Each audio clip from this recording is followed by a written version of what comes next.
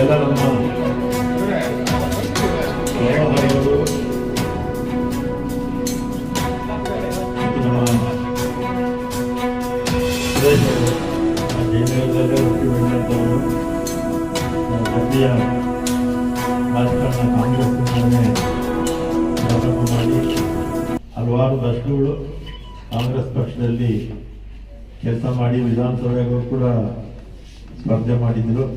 ಮತ್ತು KPCC ಪ್ರಧಾನ ಕಾರ್ಯದರ್ಶಿಯಾಗಿ ಹಲವಾರು ವರ್ಷಗಳು ಸಕ್ರಿಯವಾಗಿ ಕೆಲಸ ಮಾಡಿದಂಥವರು.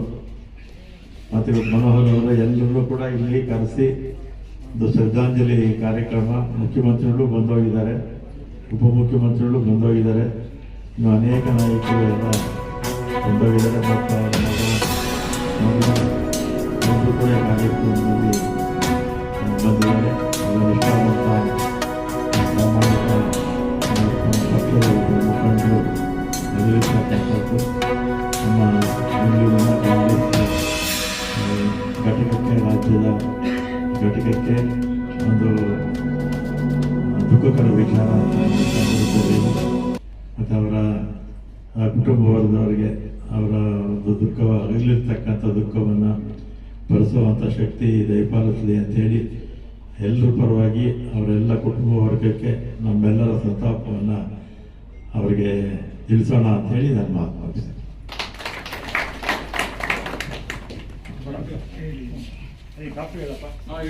ಯಾರಾಗಲಿ ದೆಹಲಿ ನಾಯಕರುಗಳಾಗಿರ್ಬೋದು, ತಮಿಳುನಾಡು ನಾಯಕರಾಗಿರ್ಬೋದು, ಮುಂಬೈ ಇರ್ಬೋದು, ನಾವು ನೋಡ್ದಂಗೆ ಸಾಕಷ್ಟು ಜನಕ್ಕೆ ಒಂದು ತಿಂತಾ ಇದ್ರು. ಏನಾದ್ರು ಒಂದು ರಾಂಗ್ ಸ್ಟೇಟ್ಮೆಂಟ್ ಕೊಟ್ಟರೆ ಅದ್ರ ತಿಂತ ಪ್ರವೃತ್ತಿ. ಸಾಮಾನ್ಯ ಸುರೇಶ್ ಅವ್ರಿಗೆ ಕಾರ್ಯಕರ್ತರಿಗೆ ನೀವು ಕೆಳಮಟ್ಟದಿಂದ ಕಾರ್ಯಕರ್ತರು ಜಯಿಸ್ರಿ ಇಲ್ಲ ಇಷ್ಟೊತ್ತು ಮಾತಾಡ್ಬಿಡೋದು. ಅವ್ರಿಗೇನಾದ್ರು ಅಧ್ಯಕ್ಷ ಸ್ಥಾನ ಅದೆಲ್ಲ ಇವರು ಒಂದು ಆಶೀರ್ವಾದ ಮಾಡಿದ್ರೆ ಅದು ಸುರೇಶ್ ಅವರು ಮಾಡಿದ್ರು.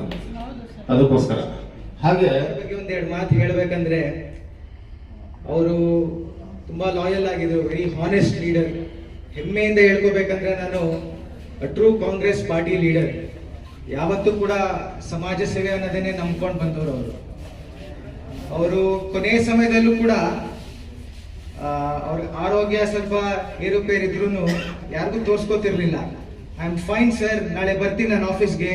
ಕೊನೆ ಟೈಮಲ್ಲಿ KPCC ಆಫೀಸ್ಗೆಲ್ಲ ಹೋಗಕ್ ಆಗ್ತಿರ್ಲಿಲ್ಲ, ಅವ್ರಿಗೆ ನಡೆಯಕ್ ಕೂಡ ಬಹಳ ಕಷ್ಟ ಆಗ್ತಿತ್ತು. ಆದ್ರೂ ಕೂಡ ಯಾರಿಗೂ ಅದನ್ನ ಹೇಳ್ಕೋತಿರ್ಲಿಲ್ಲ. ಸೊ ಇನ್ನೊಂದೆರಡು ಸಂದರ್ಭ ಹೇಳ್ಬೇಕಂದ್ರೆ, ಪಾಪ ಅವ್ರಿಗೆ ಕೆಲವು ಟೈಮಲ್ಲಿ ಪ್ರಜ್ಞೆ ತಪ್ತಿದ್ರು. ಆ ಟೈಮಲ್ಲಿ ನಾವು ಆಸ್ಪತ್ರೆಗೆ ಕರ್ಕೊಂಡು ಹೋಗ್ತಿದ್ವಿ. ಆ ಟೈಮಲ್ಲೂ ಕೂಡ ಅವರು ರಾಜಕೀಯವನ್ನೇ ಮಾತಾಡ್ತಿದ್ರು. ಸಬ್ ಕಾನ್ಶಿಯಸ್ ಮೈಂಡ್ ಅಲ್ಲೂ ಕೂಡ ಅವರು ರಾಜಕೀಯವನ್ನೇ ಮಾತಾಡ್ತಿದ್ರು.